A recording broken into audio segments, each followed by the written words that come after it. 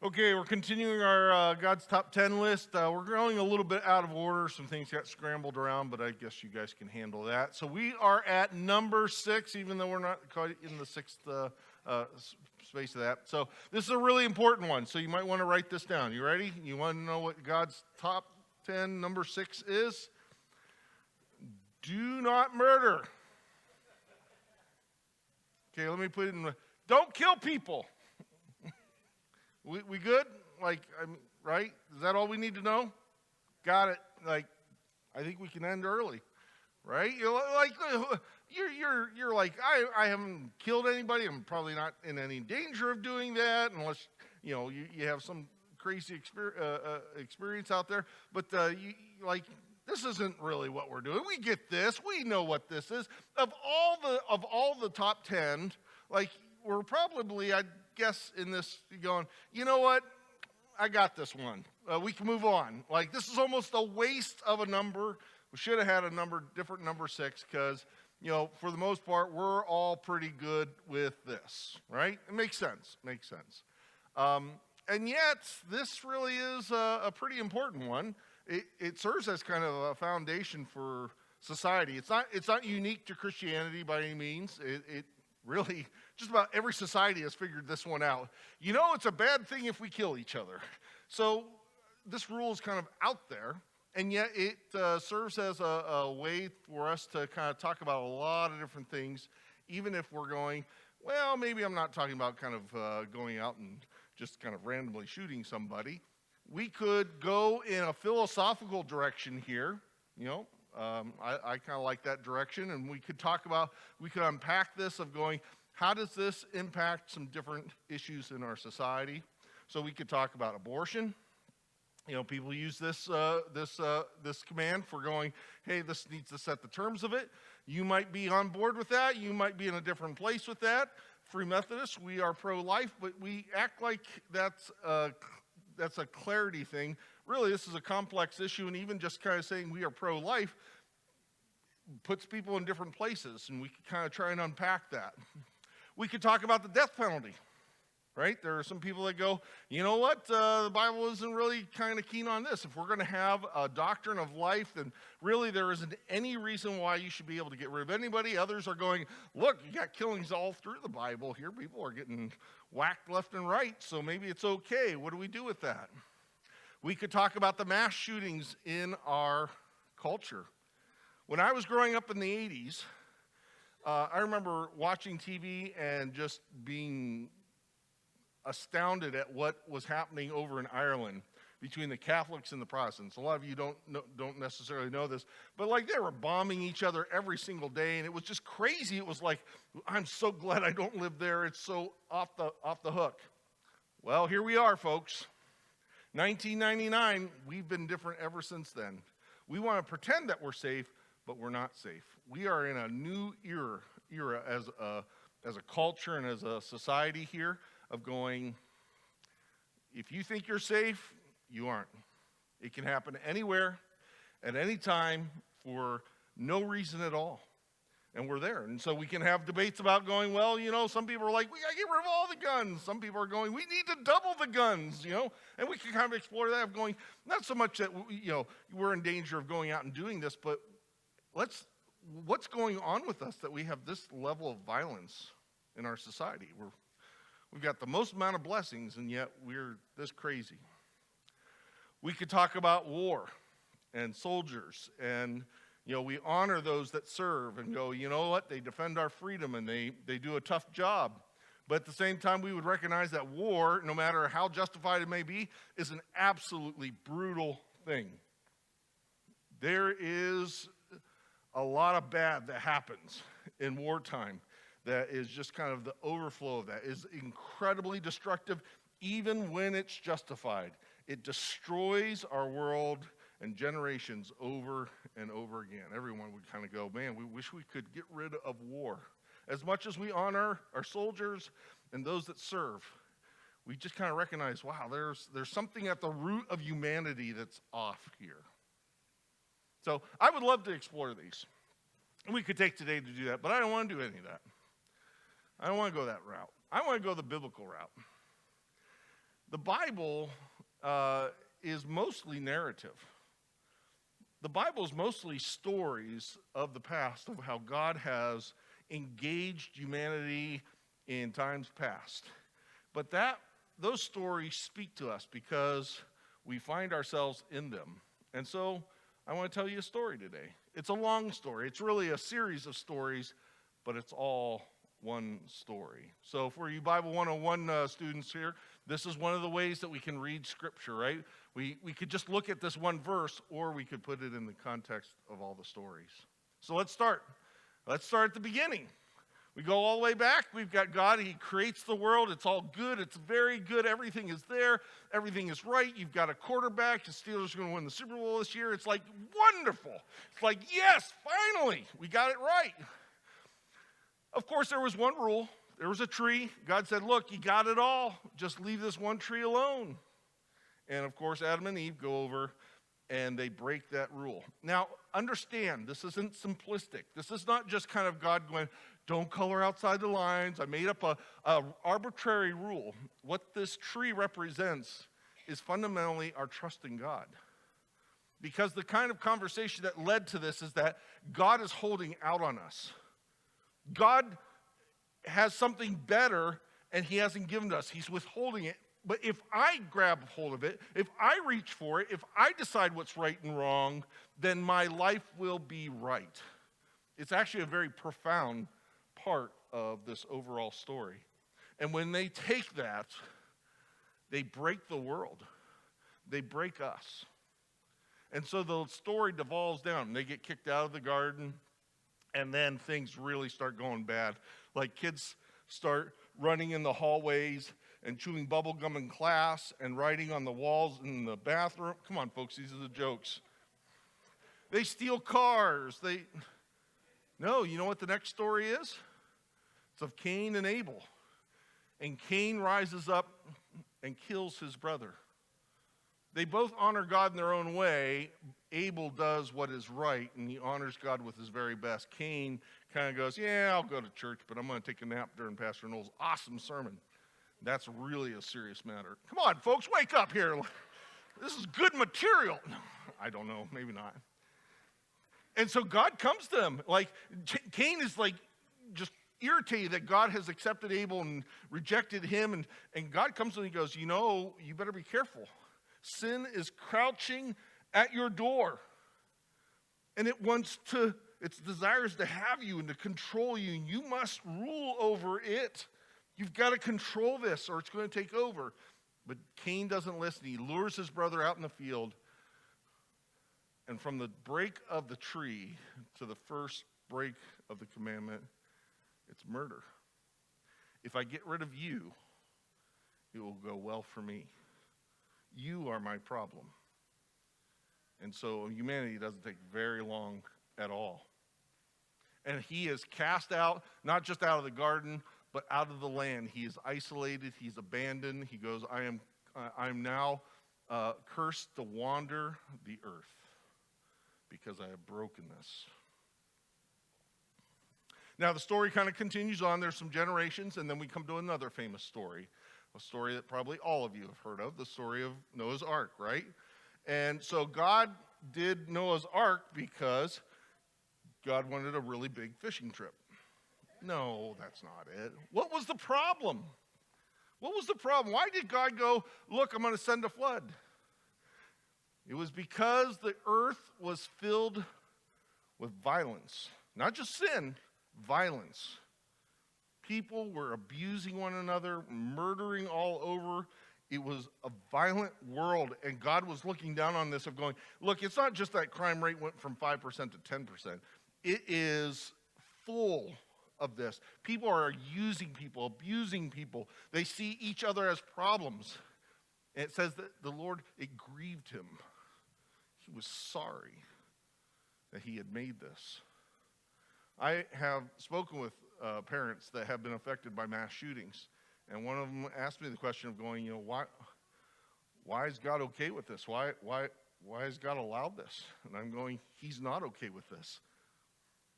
He looked down at the world, and when he saw all this violence and how we treat each other, he was grieved. He is as sorry as we are when he looks at the creation and its abuses. Now, he was going to hit the total reset button and go, man, I'm starting over, until he found that one righteous man, Noah, and his family, and said, all right, maybe they will trust me. Maybe we can get this back on course. And so you have Noah's Ark. But God was like, whew, this violence and this murdering is all wrong. And so the story continues on. They restart with Noah, but people are still broken, and it kind of goes badly again, and people drift away from God. And so God restarts once again with another, not just a man, but his whole family, Abraham and Isaac. And it goes to Jacob. We're going to jump to Jacob and his family. So when Jacob was born to Isaac, this is coming as a promise of God. God's going, look, I'm going to work in your life. You guys just trust me. You hang in there with me. Go along. Isaac has twin sons. They're Esau and Jacob. Now, they are like fraternal twins because they are opposites. Esau comes out first, and he is an outdoorsman. He's rugged. He's rough. He watches monster trucks and WWF, and he loves all that stuff, right? He kind of grunts a little bit. Jacob, he be a mama's boy. He's watching Chopped. He's watching Cupcake Wars, right? Like, oh, I like how they decorate that. Yeah, complete opposite. Now, this wasn't their fault. Like, this is just the way they were born, right? They were polar opposites at one another, and that's fine. That's the part of what being human is. But they were at odds with one another even from birth. And so as time went along, Esau was going to get the blessing. We don't quite get the rules about blessing and how big of a deal it was, but it was a huge deal at that time. Esau, as the first one born, even as twins, was going to get the blessing. Well, Jacob is kind of a conniving guy, and he cons him into giving up that blessing earlier in life. And Esau does wrong. He goes, yeah, it doesn't matter much to me. And so he kind of tricks him that way. But then when the time comes, Dad is getting old. He can't see very well. He could pass away at any day. Mom and Jacob, because he's the mama's boy, right? She's going, oh, I got to take care of him. He can't defend himself. They trick Isaac into blessing Jacob and rob Esau of that blessing. So when Esau comes later and he goes, okay, Dad, I'm here for my blessing, Isaac goes, it's been given. Like, we don't quite get that. We're like, well, there's plenty of blessing here. Not in those days. That was part of their culture. And so he was robbed. And it talks about how angry Esau became, how furious that my brother did this to me. He backstabbed me. He conned me. Part of it was his own fault, but, he went behind me and stole. This isn't just kind of a little poke in the ribs. This changes the course of my life. And as Isaac's days dwindled out and died, he went, I'm going to get my brother. I'm going to rise up and I'll destroy him. I'll get rid of him so it will go well with me. Mom finds out about this, goes to Jacob and goes, you got to get out of here. You know how strong and powerful your brother is. Run away. Maybe he'll finally relent and you can come home. It's decades before he ever comes home. This blows apart this family, this anger and hatred for one another. Jacob goes out. God somehow kind of picks this kid and goes, you know what? I'm going to bless you.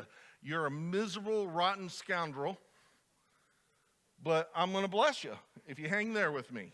How about it? And so Jacob has multiple wives. That's not the blessing of God. That's his mistake. That's coming. That's another rule. But he becomes rich, and he has 12 kids. 10 of the boys are from one set of wives, and then the wife that he really loves, he has Joseph. And guess what? All 12 of them get along just right. And they love each other, and they play checkers together. And no! They can't stand each other because Joseph is the baby and gets babied. He gets all the privileges. He gets favoritism while all the other ones get the leftovers. That's a bad idea, parents. And so Joseph even gets this fancy coat. It says Harley Davidson on the back of it. Like pure leather, true leather. The others get synthetic fibers, all that. I don't know. Coat of many colors. Anyways, so the brothers are out and they're always kind of grumbling at Joseph and going, he has these dreams that God gives him of being something great. They can't stand him. They're just seething at him. They're so angry. So one day, Joseph goes out to find them, to check in on them. Dad sends them out, and they see him from afar. And they go, we know what to do. And they grab Joseph, and they're going, we're going to get rid of this guy. We're going to throw him down in the pit. In fact, here's what they say. Come now, let's kill him. And throw him into one of these cisterns and say that a ferocious animal devoured him. And then we'll see what comes of his dreams. If I get rid of you, it'll go well for me. This is okay because he deserves it. This is okay because he has been such an annoyance. Fortunately, they don't kill him because one of the oldest goes, wait a minute, this is wrong. This is before the rules are written down, before the top 10, but he knows. He goes, it would be wrong for us to shed innocent blood. Let's not do this. At first, he's going to try and help Joseph escape, but they get a plan C here going along. A caravan comes along, slave traders, and they go, look, if we just sell him off, we're good. Our hands are clean. We didn't kill anybody, but we get rid of him. Now, it's certainly a death sentence to be sold off into slavery, and so that's what they do. They sell off Joseph, and he goes down into Egypt, and they're like, we are done with it. They go home. They lie to Dad. They go, he got killed by a lion. It's all over. Love us 10 now. They don't get that love. It doesn't solve anything. While Joseph goes down into Egypt, and he has a really hard life until God blesses him and makes him second in command. He becomes vice president in Egypt in this powerful kingdom. Now, life is good. He's like, okay, great. You know what? I can forget about what my brothers did, except the famine comes along and drives his brothers to come to Egypt to get food, which he has in plenty of stores. And so he recognizes his brothers. They don't recognize him. And he's going, oh, yeah. You know how vengeance is served? Best cold, right? I'm going to get these guys. I got the power. I got the position. No, Joseph doesn't do that. Now, he tests them. He wants to see if their heart has changed, if they've taken care of his other younger brother. And when they pass the test, he then reveals himself to them and says, I'm alive. You meant to kill me, but God has preserved my life, and I forgive you. And we come into embrace. Bring Dad down. I'm going to take care of all of you. And it's this incredible moment of reconciliation. Joseph has the power and the position to seek vengeance. No one would even question him. And he says, no, that's not what I'm about. There's actually even a second version or a second timing of this. When Jacob dies, the dad dies, all the brothers are going, oh, he's going to hold a grudge. Now he's really going to let the fury fly. He's going to wreak havoc on us because only Dad kept him at bay. And they came to him. They made up a story. They're like, Dad's last words were, you got to forgive us. That's totally made up. He didn't. Now Joseph, maybe he is angry. Let's see what he says. He says, don't be afraid. Am I in the place of God?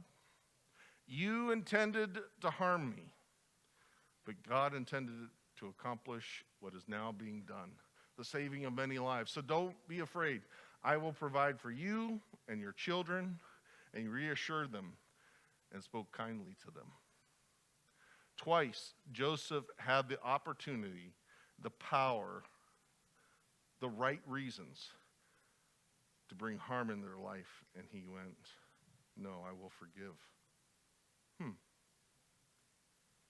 So when Joseph brings down, everybody kind of stays there in Egypt.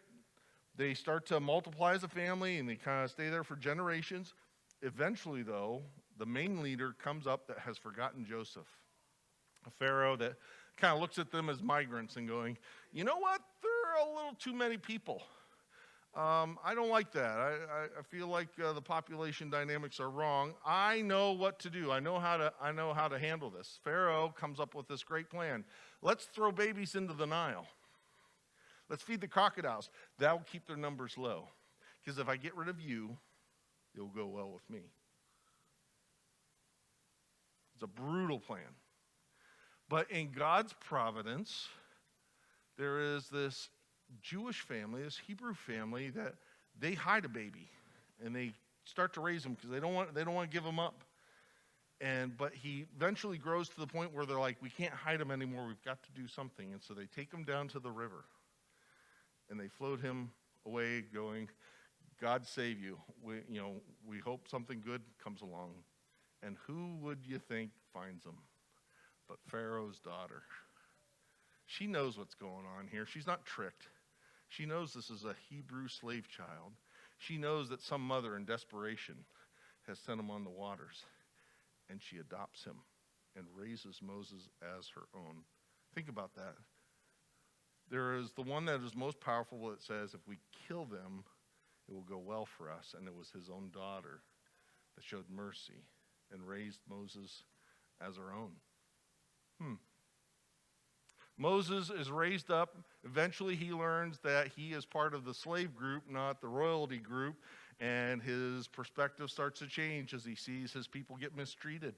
And one day he goes out there and one of his brothers is getting whipped. And he's gone, I've had enough.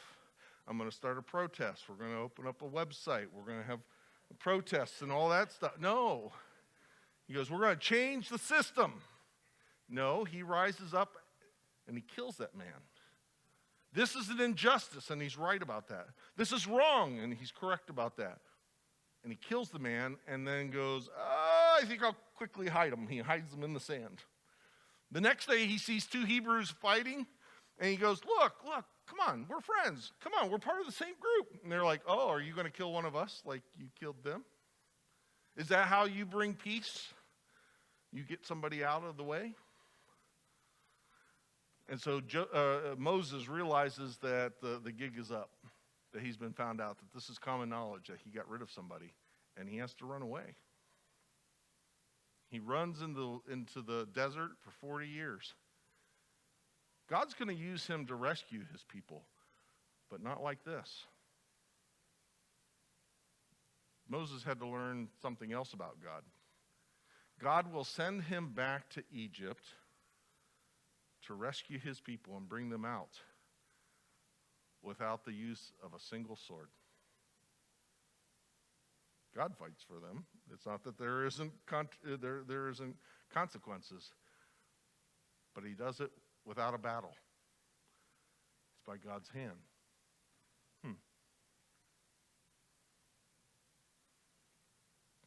Let's fast forward to one last story, a few more centuries later.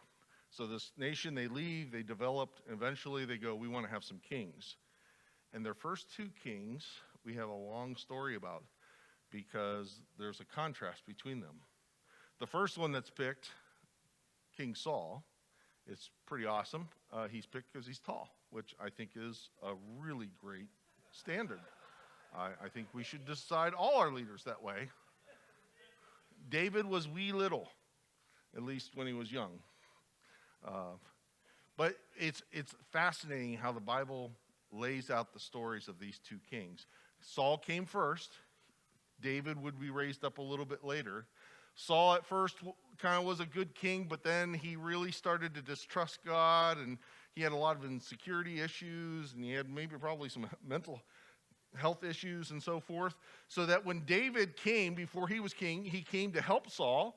He was part of his court. He was in the army. He actually was a musician, so he played some really great Chris Tomlin tunes to kind of calm him down. These are the jokes, folks. It says that on one occasion, Saul's kind of having a bad day, and he's playing the music, And Saul reaches over and grabs the spear right at David. I am sick of you. I'm tired of you. I don't want to be around you. David was starting to grow in his positions and getting more fame than Saul, and he was jealous about that. He's like, I got to get rid of this kid. This kid's a threat to me.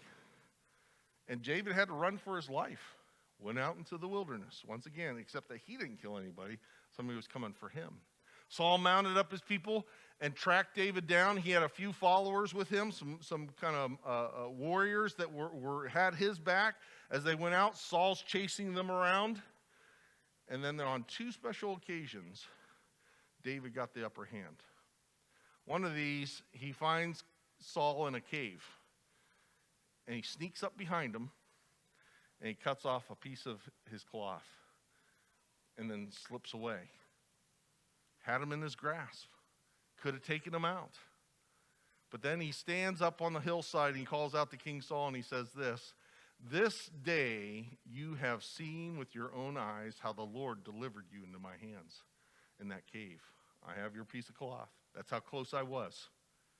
Some urged me to kill you, because if I get rid of you, it goes well for me. But I spared you. I said, I will not lay my hand on the Lord's anointed, on my Lord, because he is the Lord's anointed. David had this sense, just like Joseph, of going, I may be justified in getting vengeance. I might be justified in getting rid of you, but I won't. I won't. And so David is seen as a great king. He's a man after God's own heart. But this isn't where the story ends. Eventually Saul passes away and David becomes king. Not because he got rid of him. That's how everybody else does it. David waited for the Lord's timing. But remember that early story, sin is crouching at your door. David, as a king, one day sent off his army. He stayed back, and he got a little bit of a peep show. He saw this nice, fair-looking lady, and went, I'm king. I think I would like to have some time with her. There's one problem with this girl. She had a husband. But he didn't care, because he was king. And so he called her in, and they had relations and so forth. And then she came back about a month or two later and went, whoops. And Dave goes, it's all right. It's all right. I got this. Call your husband back. He'll come home for home comforts, and it will be just fine. He can take the responsibility for it. Well, that man comes back. He has integrity. He goes, while my men aren't in the field, I'm not going to be sleeping with my wife. And he doesn't. David tries something else, and it foils. So eventually David went, I know what to do. He called in his commanders and said, you take her wife, or you take her husband, and you go into the hardest part of the battle. And when he's out front, draw everybody else back. Abandon him. And that's exactly what happens. And he gets killed. David didn't raise a hand against him, but he put it into motion. He made sure what was clear about this. He gets word and he goes, all right, great, my life is fine. I got rid of him. My life will be fine. No one will know. No one's going to find out until the prophet Nathan comes along. And he says, David, there's a problem in the land. Somebody has stolen something. There's a guy with just one little baby lamb. He's a poor guy, but he loves that lamb. That's the only thing that he has. And then this big rich guy, he has 1,000 lambs. He came in and he stole that one little lamb, took him for his own use. And David became enraged and went, that man will pay severely for this. And Nathan says, you're that man. You are the one that not only stole, but then you killed her husband off. You went, if I can get rid of him, it will go well with me, but God knows what you have done. All right, well, thankfully, we don't live in those days, right?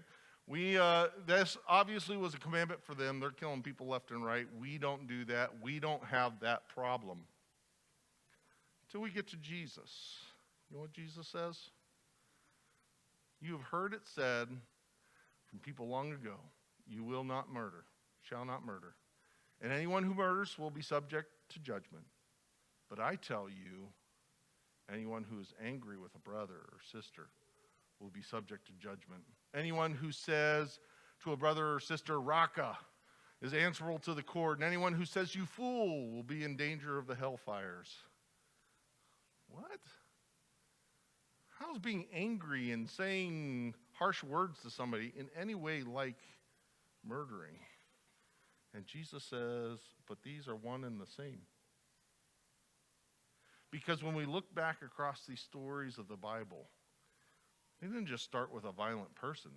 They started with hatred and anger and bitterness and jealousy and despising one another and going, you are the problem in my life.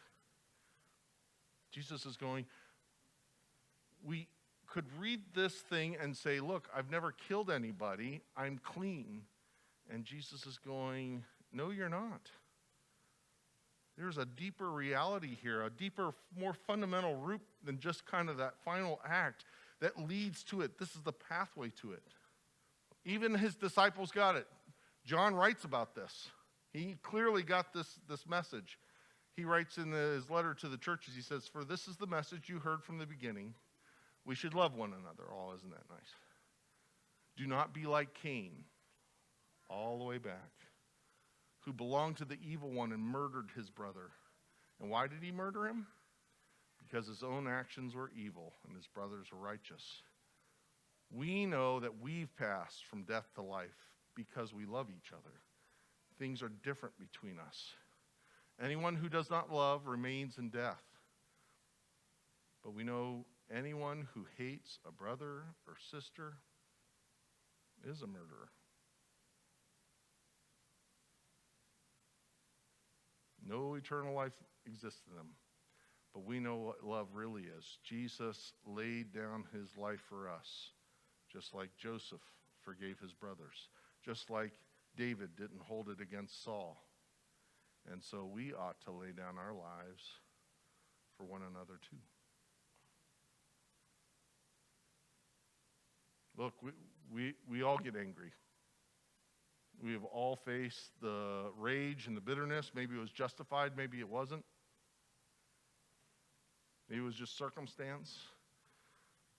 But according to this, we have all been murderers, whether you've ever spilt blood or not. It may well be that the sixth commandment is the one that's most relevant to all of us. We divide ourselves. We so easily are annoyed with one another. We so easily say, if I could get rid of you, it would go well for me. God says, when you start down that path and I call you, do not murder. He's starting all the way back at going, be careful of rage, be careful of anger, be careful of bitterness. These lead to that commandment.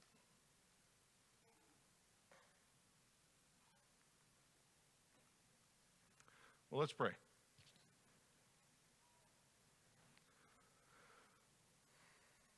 Lord, it's easy to overlook something like this and think that we got it and we're okay and we're in the clear.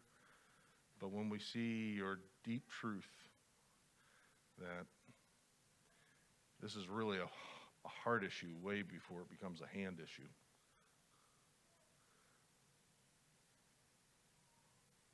We ask for your guidance in our life to treat those around us like Joseph did, even though they may intend harm, that we view our life from your perspective, that you use everything for good. That though we may be justified in seeking vengeance, we will not raise a hand against one another. A word. Help us to be people that reconcile and to bring things back together and restore them. To have mercy for those that get it wrong. I pray this in your name. Amen. All right, so we started off with a lot of music, so that's our service for today. Go and be blessed.